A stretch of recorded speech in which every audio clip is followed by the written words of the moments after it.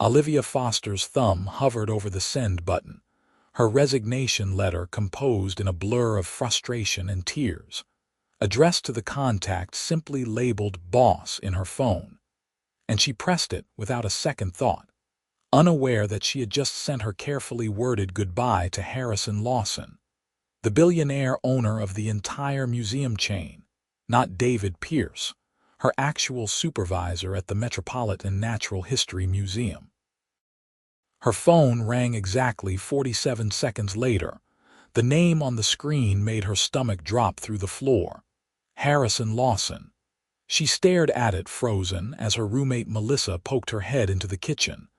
"You going to answer that?" Melissa asked, eyebrows raised. Olivia's finger trembled as she swiped to accept. "Hello, Miss Foster." The voice was deep, smooth, and far too awake for 9 o'clock on a Friday night. "I just received your resignation letter. I was not aware you reported directly to me." Heat flooded her face. "Mr. Lawson, I am so sorry. That was meant for David Pierce. I must have clicked the wrong contact. I will resend it to the appropriate person immediately.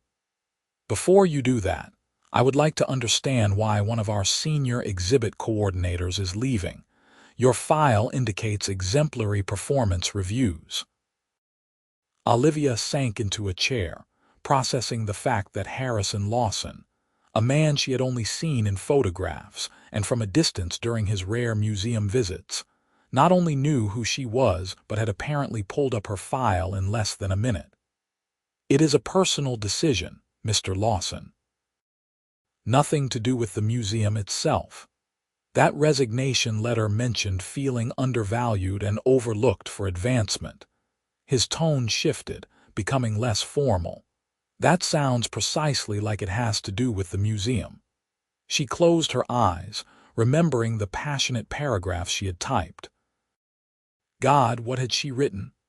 "I may have been somewhat emotional when I wrote it." Somewhat emotional or accurate, the question caught her off guard. She had expected a quick dismissal, maybe a form response. Not this. "Both, if I am being honest. Then I would like to discuss it in person. Are you available tomorrow morning? Say 10 o'clock at the 5th Avenue location, Mr. Lawson. You really do not need to, Miss Foster, humor me. 10 o'clock. We can meet in the administrative wing, 3rd floor. Someone will be expecting you at the security desk." He paused and she heard papers rustling. "And bring your ideas for the Victorian era exhibit. I saw your proposal in the quarterly submissions. It deserved more consideration than it received." He hung up before she could respond. Melissa emerged fully from her bedroom, eyes wide. "Did Harrison Lawson just ask you to meet him?" The Harrison Lawson, the guy who owns like 15 museums and that entire historic preservation foundation. I accidentally sent him my resignation letter instead of David. Oh my God. Melissa started laughing, the kind of laugh that bent her double. "Only you live. Only you could quit your job to the wrong billionaire." Olivia dropped her head to the table. "This is a disaster." "Or," Melissa said, sliding into the opposite chair, "this is the universe telling you that someone important is finally going to listen. You have been busting your ass at that museum for 4 years. David takes credit for half your work. This might actually be good." Olivia wanted to believe that. She spent half the night rehearsing what she would say, trying on and discarding 6 different outfits, and ultimately getting maybe 3 hours of sleep. When she arrived at the museum at 9:45, wearing her most professional navy dress and carrying a portfolio she had hastily assembled, her nerves were singing. The security guard checked her name against a list and directed her upstairs. The administrative wing was quieter than the public galleries, all polished wood and soft carpet. A woman who introduced herself as Harrison's executive assistant, Patricia, met her at the elevator. "He is expecting you," Patricia said warmly. "Can I get you coffee? Water?" "Water would be great, thank you." Patricia showed her into an office that was nothing like what Olivia expected. Yes, there was the massive desk and the wall of windows overlooking Central Park, but there were also fossils on the shelves, antique maps framed on the walls, and a collection of what looked like genuine archaeological artifacts displayed with the care of someone who truly loved them. Harrison Lawson stood from behind his desk as she entered, and Olivia felt her breath catch slightly. The photographs did not do him justice. He was tall, probably 6'2", with dark hair that had just enough length to suggest he sometimes forgot to get it cut, and sharp blue eyes that seemed to take in everything at once. He wore dark slacks and a white shirt with the sleeves rolled to his elbows, no tie, which somehow made him more intimidating rather than less. "Miss Foster." He came around the desk, extending his hand. "Thank you for coming." His handshake was firm, warm. "Thank you for seeing me, Mr. Lawson. Again, I apologize for the confusion last night. Please sit." He gestured to the chairs arranged near the windows rather than the formal ones facing his desk. "And you can drop the apologies. I have read more resignation letters than I care to count, and yours was one of the most honest I have encountered." Olivia settled into a chair, grateful when Patricia appeared with water. Harrison took the seat across from her, and she noticed he had a folder in his hand. Her folder, she realized, with her name tab visible. "4 years with us," he said, flipping it open. "Started as an assistant curator, promoted to exhibit coordinator within 18 months. You have been the primary designer on 8 major installations, all of which exceeded visitor engagement projections. You spearheaded the interactive children's wing renovation, which has been featured in 3 educational journals. You speak 4 languages, have degrees in both art history and museum studies, and volunteer at the public library teaching classes on historical research methods." He looked up. "So why does your resignation letter say you feel invisible?" She took a slow breath. "Because David Pierce presents my work as his own in board meetings. Because when the senior curator position opened last year, I was told I needed more experience, and then they hired someone from outside who had less experience but the right connections. Because I love what I do, Mr. Lawson, but I am tired of being overlooked. Why not come to HR or file a formal complaint?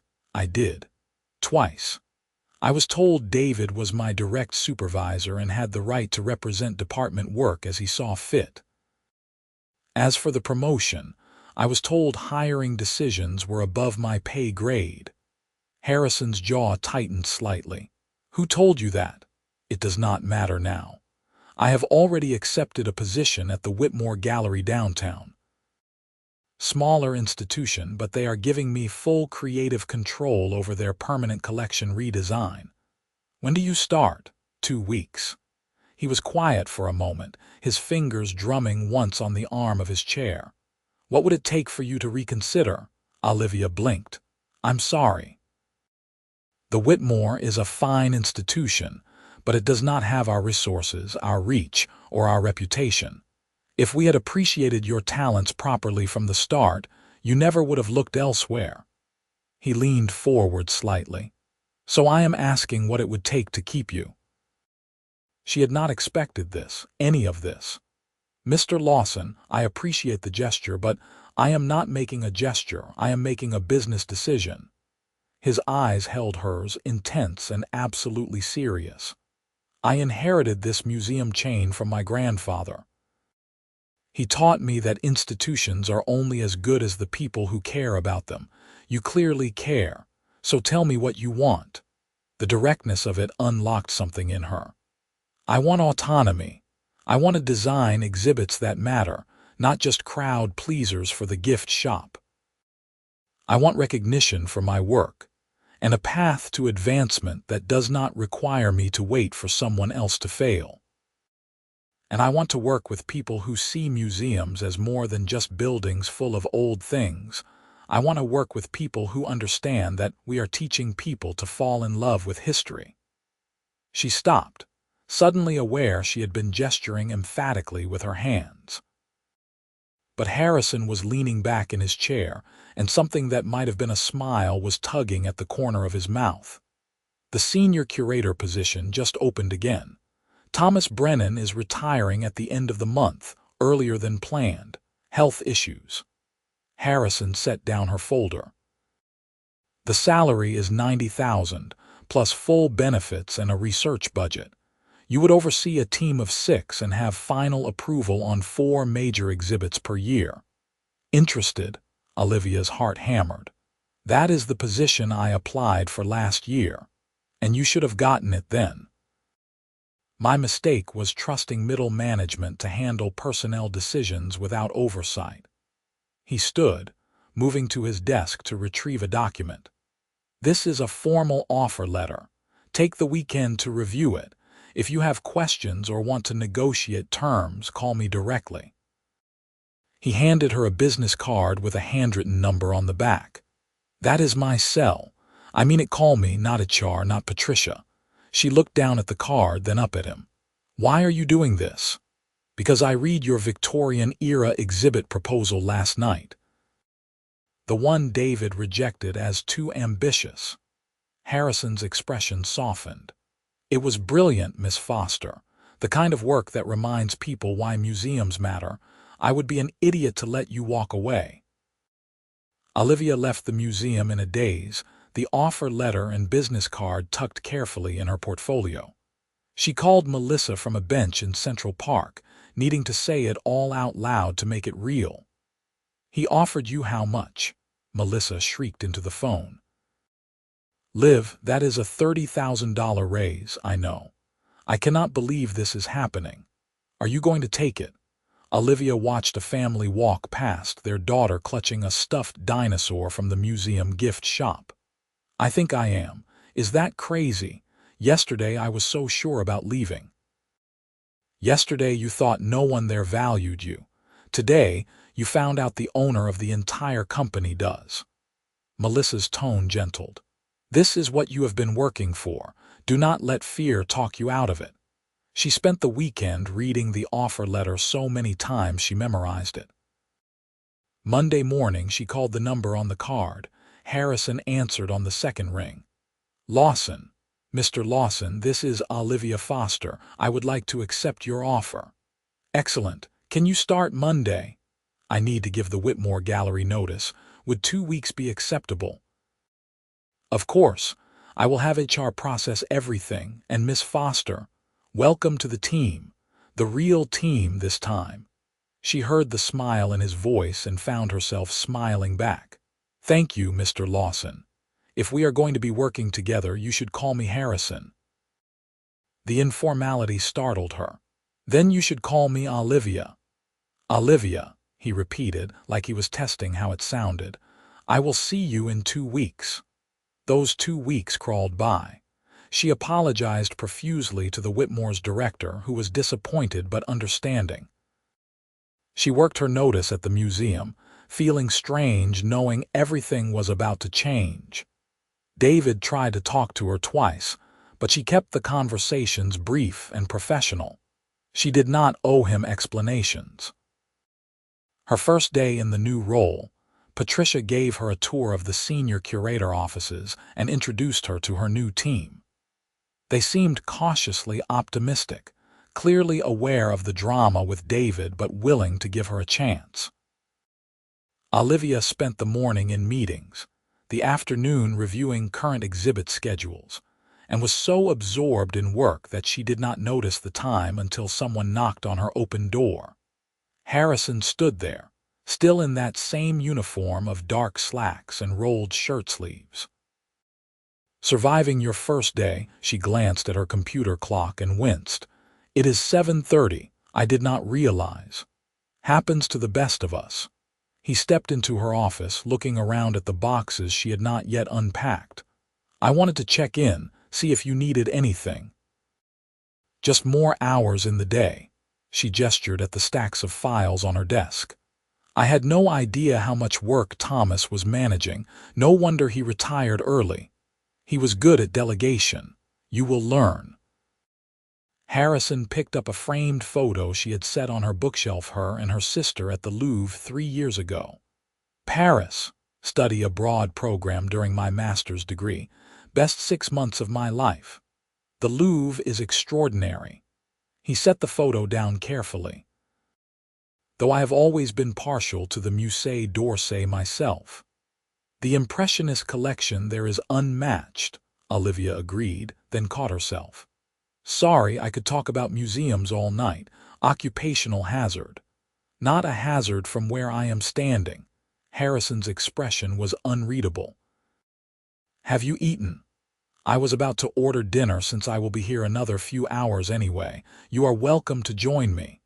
It was just a professional courtesy, she told herself. 2 colleagues working late. That would be nice, actually. I skipped lunch.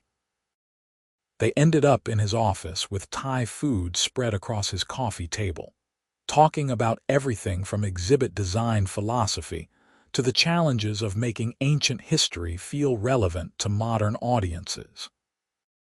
Harrison was easy to talk to. She discovered genuinely knowledgeable about museum work in a way that made it clear this was not just a business investment for him. He cared about preservation, about education, about the stories objects could tell. My grandfather used to bring me here when I was a kid, Harrison said, gesturing vaguely toward the museum below them. Every Sunday, without fail. He would pick one artifact and tell me everything about it, where it came from, who made it, why it mattered. Made me feel like I was traveling through time. He smiled at the memory. That is what I want visitors to feel. That is what I want to give them, Olivia said softly. That sense of connection, like the past is not dead, it is just waiting for us to listen. Harrison looked at her for a long moment, something shifting in his expression. I think you are going to do extraordinary things here, Olivia.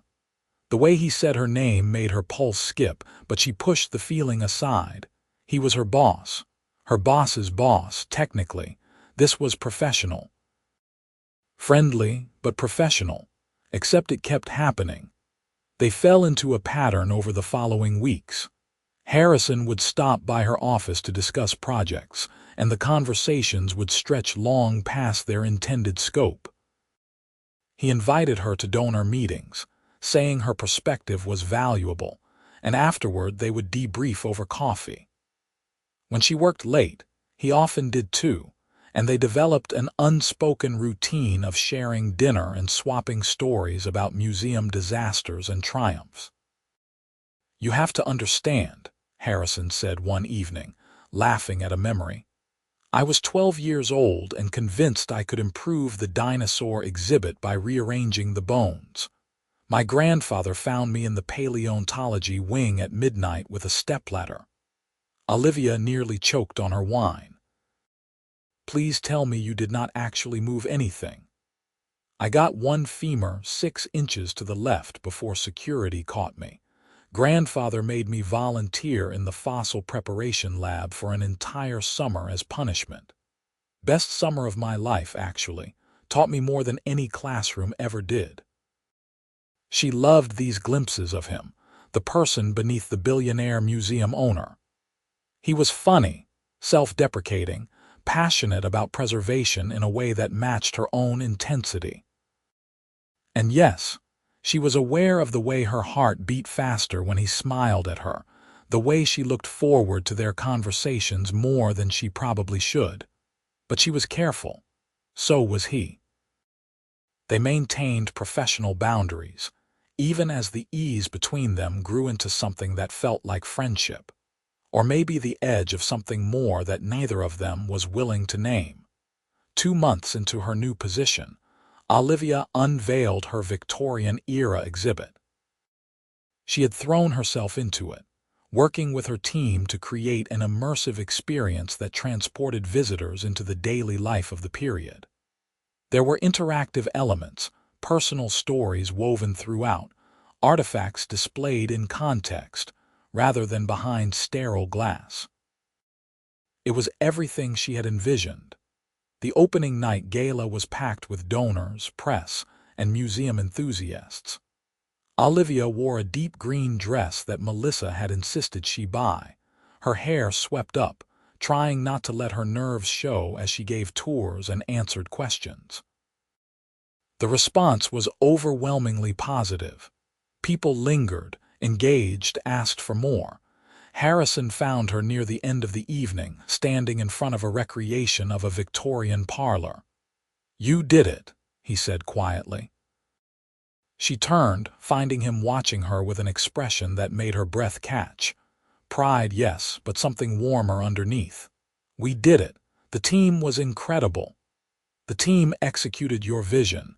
This is yours, Olivia." He moved to stand beside her, close enough that she could smell his cologne, something subtle and woodsy. "I knew you were talented. I did not realize you were this talented." "Are you saying you took a gamble on me?" she teased, trying to lighten the moment, the intensity of his gaze. "The safest gamble I ever made." He was still looking at her, not at the exhibit. "Dance with me."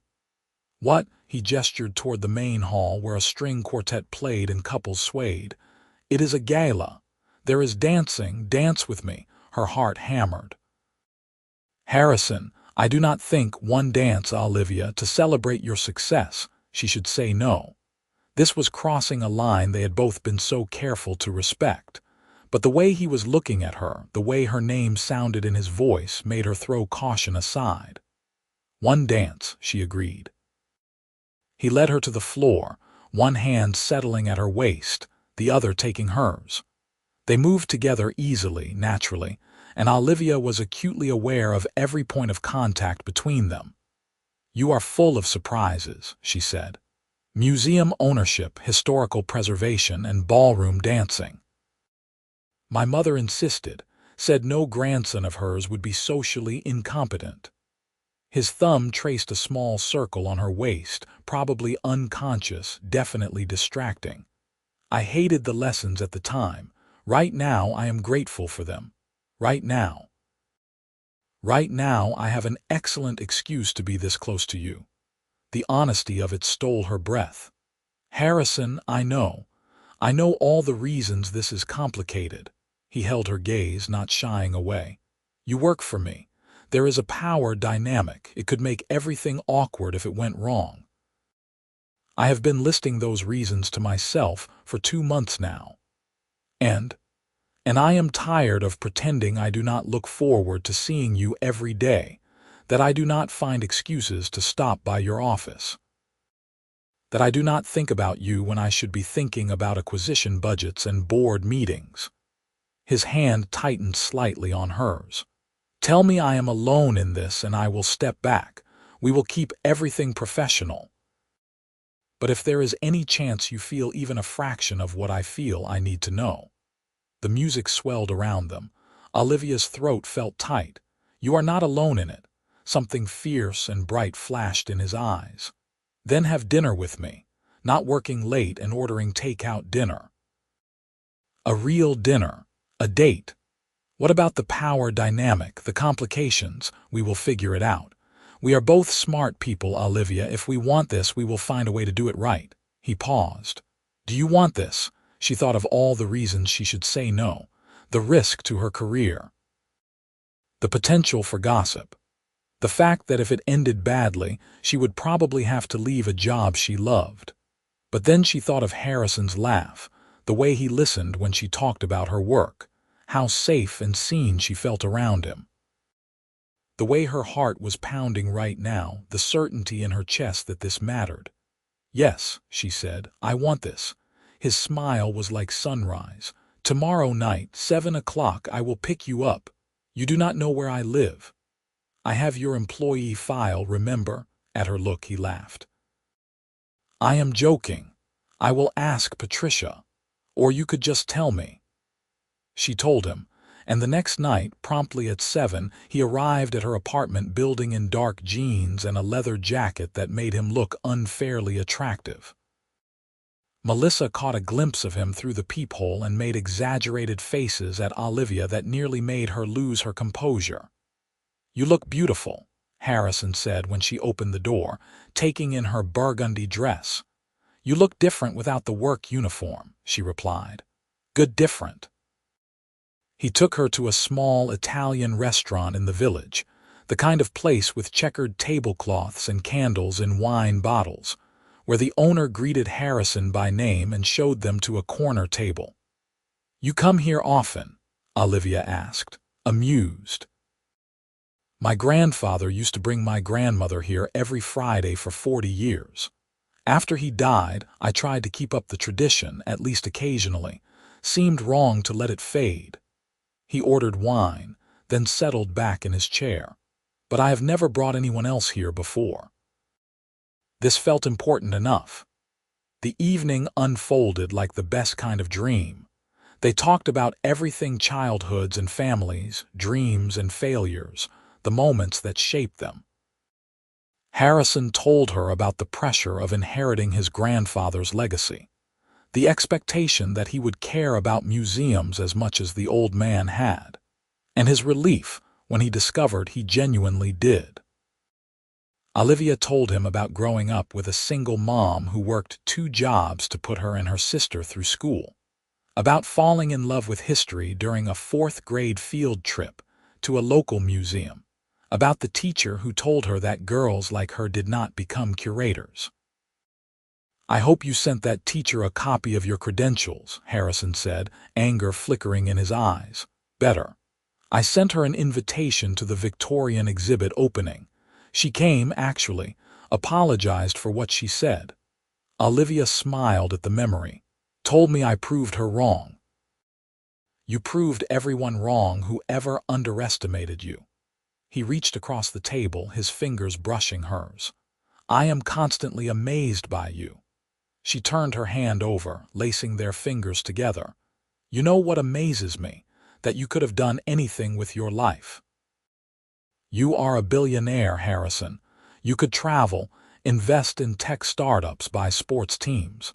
But you choose museums. You choose preservation and education and making sure people can access history.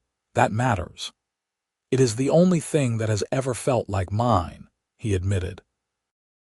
"Not an obligation or an inheritance, but a choice I made. My grandfather gave me the foundation, but what I build with it, that is on me." His thumb stroked over her knuckles. "Meeting you has made me want to build something even better. You see what museums can be, not just what they are. I want to help make your vision real." They stayed until the restaurant was closing, until the owner politely suggested they continue their conversation elsewhere. Harrison walked her home through the city streets, their hands still linked, talking and laughing. At her building's entrance, he pulled her close. "I have wanted to do this all night," he murmured, and kissed her. It was gentle at first, questioning, giving her space to pull away. But Olivia leaned in instead, her hands sliding up to his shoulders, kissing him back with all the feelings she had been holding back for months. He made a soft sound of surprise and pleasure, his arms wrapping around her waist, and for a long moment, the city disappeared. There was just them, just this. When they finally broke apart, both breathing hard, Harrison rested his forehead against hers. "I should let you go inside." "You should," she agreed, not moving. He laughed, the sound vibrating through his chest into hers. "I am trying to be a gentleman here." "I appreciate that." She kissed him again, quick and sweet. "Good night, Harrison." "Good night, Olivia." She watched him walk away, waiting until he turned the corner before practically floating up to her apartment. Melissa was waiting on the couch with ice cream and an expectant expression. "Tell me everything," Melissa demanded. Olivia collapsed beside her, grinning so wide her face hurt. "I think I am in love with him." "Oh, honey, I think you have been in love with him since he called you about that resignation letter." Maybe that was true. Maybe she had started falling the moment he took her seriously, saw her talent, gave her a chance. Or maybe it was later, during all those late-night conversations, when she realized how much they understood each other. It did not matter when it started. What mattered was the warmth in her chest, the certainty that this was real. They kept the relationship quiet at first, not secret but private. Harrison was adamant about protecting her from gossip, about making sure no one could claim she had received her position through anything other than merit. They were careful at work, professional, though Olivia sometimes caught him watching her during meetings with an expression that made her blush. Outside of work, they stole time together whenever possible. Dinners and museum visits, walks through the city, quiet evenings at his penthouse apartment where they cooked together and argued playfully about the best way to organize historical archives. Harrison introduced her to his mother, an elegant woman who clearly adored her son and welcomed Olivia with warm enthusiasm. Olivia introduced him to her mom and sister, who grilled him relentlessly before deciding he passed muster. "He is good for you," her mother said later, helping with dishes while Harrison and Olivia's sister debated the historical accuracy of a documentary in the living room. "I have not seen you this happy in years." "I did not know I could be this happy," Olivia admitted. 3 months into their relationship, a reporter from a museum industry publication spotted them together at a charity fundraiser and ran a piece speculating about their romance. It was mostly respectful, focusing on their shared passion for preservation, but it opened the floodgates. Suddenly people at work were whispering, giving Olivia curious looks, asking carefully casual questions. David cornered her in the break room one afternoon. "So the rumors are true? You and Lawson?" "That is not your business, David." She kept her tone level. "Just seems convenient, that is all. You threatened to quit and suddenly you are promoted and dating the owner." His smile was unpleasant. "Makes a person wonder." Anger flared hot in her chest. "I was promoted because I am good at my job. Harrison and I started dating months after that, but I do not owe you explanations." She stepped closer, holding his gaze. "You spent years taking credit for my work. Do not pretend you care about professional ethics now." She walked out, hands shaking with adrenaline. In her office, she closed the door and took a few deep breaths. Her phone buzzed with a text from Harrison. "Patricia told me David ambushed you. Are you okay?" She smiled despite her frustration and typed back, "Fine. Handled it." "That is my girl. Dinner tonight. I will cook." "You mean you will order from that place you pretend is your cooking?" "I resent the accusation. See you at 7. That evening, Harrison actually did cook, or at least, he made a valiant attempt at pasta that ended with them laughing over slightly burnt garlic bread and overdone noodles. They ate it anyway, sitting on his apartment balcony overlooking the city. "I heard what David said," Harrison told her, twirling his fork through the pasta. "If you want me to address it formally, no." Olivia shook her head. "I can fight my own battles. I did not back down, and I will not let people like him make me doubt what we have." She reached for his hand. "But I appreciate you offering. I hate that you have to deal with gossip because of me." "Harrison, I would deal with a lot more than gossip for you." She squeezed his fingers. "This is real. What we have is real. Anyone who wants to reduce it to something cheap and transactional does not matter."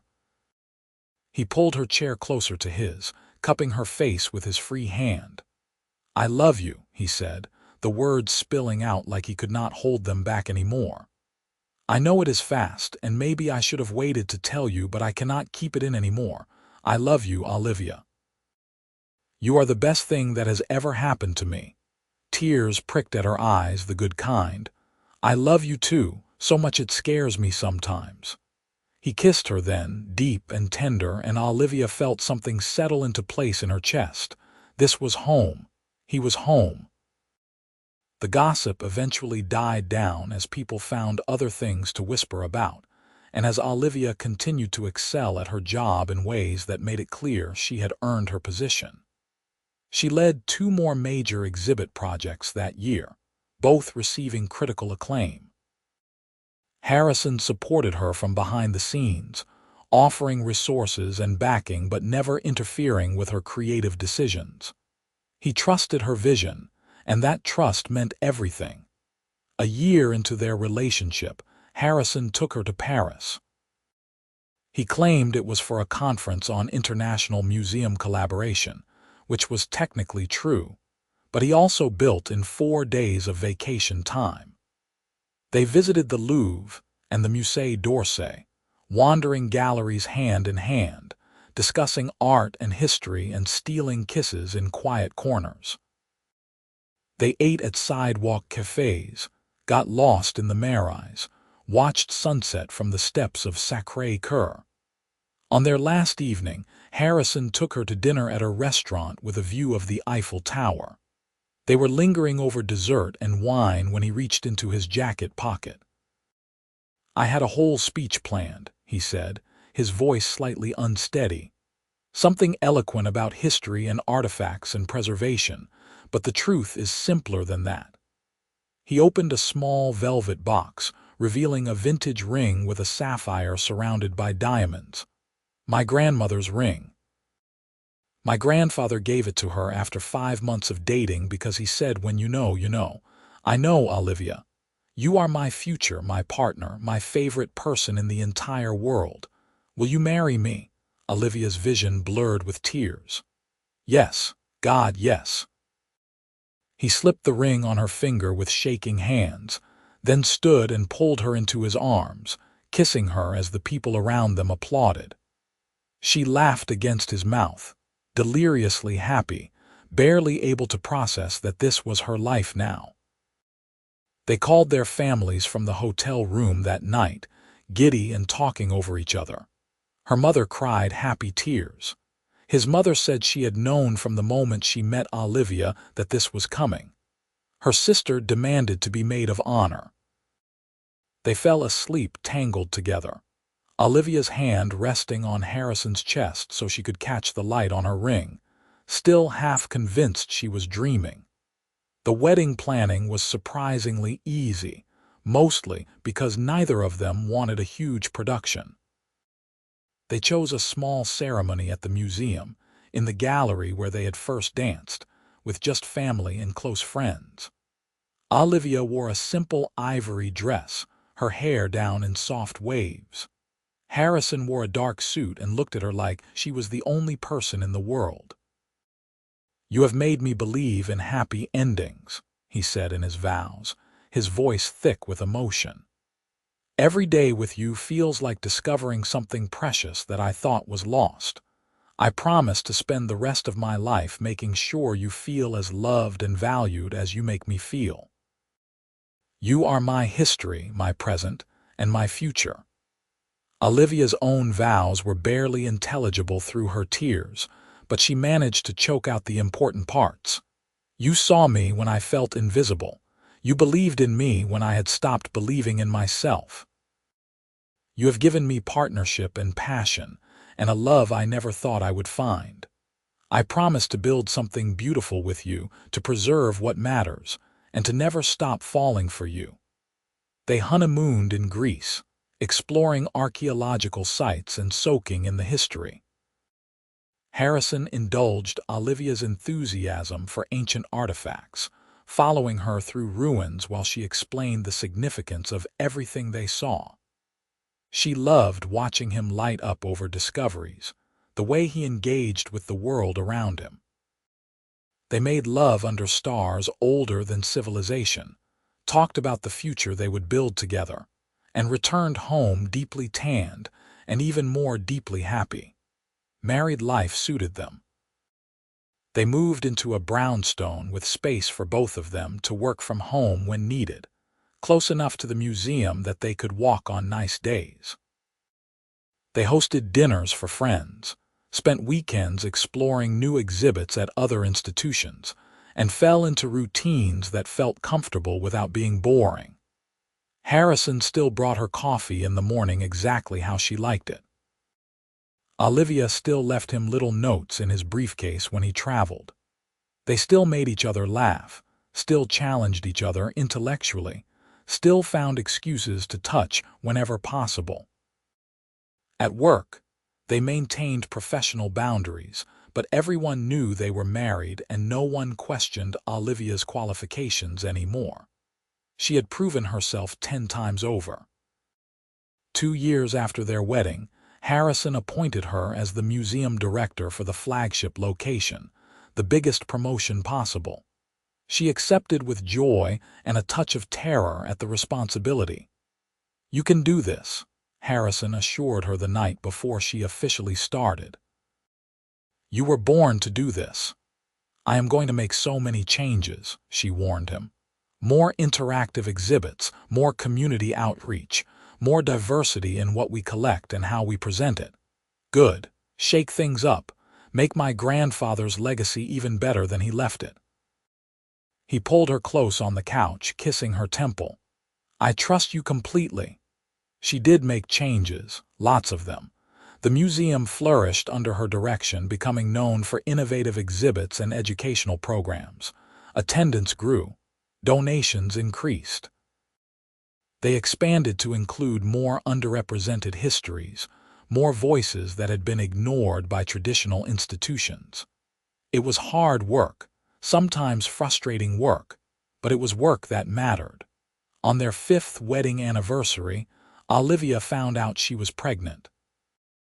She had been feeling off for weeks, tired and nauseous, and when she finally took a test and saw the positive result, she sat on the bathroom floor and cried. They had talked about children, wanted them eventually, but she had been so focused on work that she kept pushing the timeline back. She told Harrison that night over dinner, sliding the test across the table while her heart hammered. He stared at it for a long moment, then looked up at her with wonder in his eyes. "We are having a baby. We are having a baby," she confirmed, her voice breaking. He was around the table in a second, pulling her up and into his arms, spinning her around while she laughed and cried simultaneously. "We are having a baby," he kept repeating, like he needed to say it to believe it.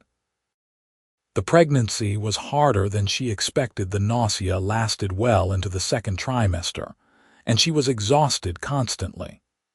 But Harrison was attentive to the point of being overprotective, making sure she ate and rested and did not push herself too hard. He came to every doctor's appointment, his hand tight around hers when they saw the ultrasound, heard the heartbeat. "A girl," the technician told them during the anatomy scan. "You are having a daughter." Harrison's eyes filled with tears. "A daughter," he whispered. "Olivia, we are having a daughter." They named her Eleanor after Harrison's grandmother. She was born on a snowy January morning, perfect and healthy, with dark hair like her father and her mother's determination. Harrison held her and cried, pressing kisses to her tiny forehead, whispering promises about all the museums he would take her to, all the history he would teach her. Olivia watched them, her heart so full it ached. This was her family. This beautiful, unexpected, extraordinary family that had started with a resignation letter sent to the wrong person. Eleanor grew into a curious, bright child who loved books and exploration. By age 3, she could spend hours in the museum galleries, asking questions about everything. She had Harrison's intensity and Olivia's passion. And watching the two of them together, Harrison crouched down to explain an artifact, while Eleanor listened with rapt attention, never failed to make Olivia emotional. 2 years after Eleanor, they had a son, Thomas, named for the curator whose retirement had opened the door for Olivia's promotion. Thomas was quieter than his sister but equally curious, content to observe before diving in. They were good kids, happy kids, growing up surrounded by history and love and parents who adored them. On their 10th anniversary, Harrison surprised Olivia with a trip back to Paris, just the two of them while his mother watched the children. They revisited all their favorite spots, added new memories to old places. At the same restaurant where he had proposed, over wine and perfect French food, they reminisced about the journey that had brought them here. "You ever think about that night?" Harrison asked, playing with her fingers across the table. "When you accidentally sent me that resignation letter." "All the time," Olivia admitted. "I think about how close I came to never knowing you. If I had sent it to the right person, if you had not called, if I had not agreed to meet you." "I would have found a way to you eventually," Harrison said with certainty. "Maybe it would have taken longer, but I believe some people are inevitable. You were inevitable for me."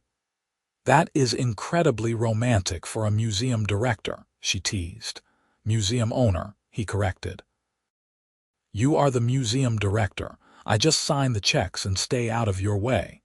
You do more than that." She squeezed his hand. "You built this life with me. You gave me space to grow while making sure I always had support. You are the best partner I could have asked for." "The best mistake you ever made," he said, smiling. "No." Olivia shook her head. "Not a mistake. The best thing I ever did. Sending that letter to you, going to that meeting, taking a chance on everything we could be, none of that was a mistake.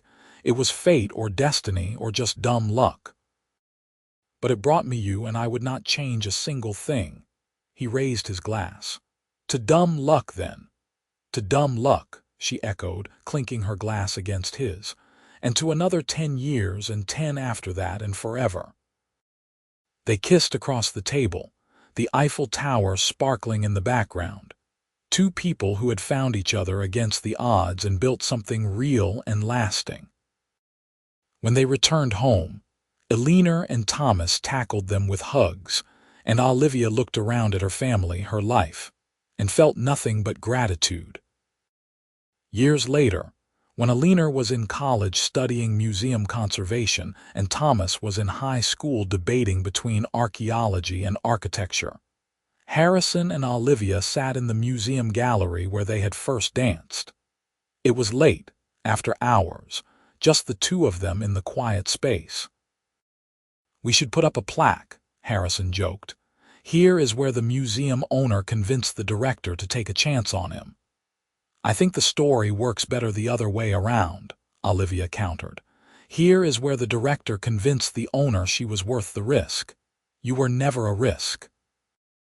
Harrison pulled her close, swaying slightly even though there was no music. "You were the safest bet I ever made." They danced in the silence, older now but still deeply in love, still partners in every sense of the word. The museum hummed around them, full of history and stories, but none more precious to them than their own. Olivia rested her head on Harrison's shoulder, breathing in the familiar comfort of him, and thought about the resignation letter that had changed everything. She had been so angry that night, so certain she was undervalued and overlooked. She could not have known that her mistake would lead to this love and family, and a career beyond her wildest dreams. Sometimes the wrong number was exactly the right number. Sometimes getting lost led you exactly where you needed to be. And sometimes, when you were brave enough to be honest about what you wanted and what you deserved, the universe conspired to give you more than you ever imagined. "I love you," she whispered against his shoulder. "I love you too," Harrison replied, his lips brushing her hair. "Today, tomorrow, and every day we have left." They stayed there as the city lights flickered through the windows. Two people who had found their history together and would keep writing it, chapter by chapter, for the rest of their lives. The museum stood around them, a monument to preservation and memory. And they were its greatest success story, proof that sometimes the most valuable discoveries were the ones you stumbled into by accident, the treasures hidden in the most unexpected places. Their story would never be displayed in a gallery or studied in a classroom, but it mattered just as much as any artifact. It was proof that love could start with a mistake, grow through trust and respect, and become something enduring. It was proof that when two people saw each other truly, valued each other completely, they could build something extraordinary together. And as Harrison spun Olivia slowly under the museum lights, both of them smiling, their wedding rings catching the glow, they knew they had found exactly what they had been searching for all along: a partner, a love story, a happily ever after that was uniquely, perfectly, undeniably theirs.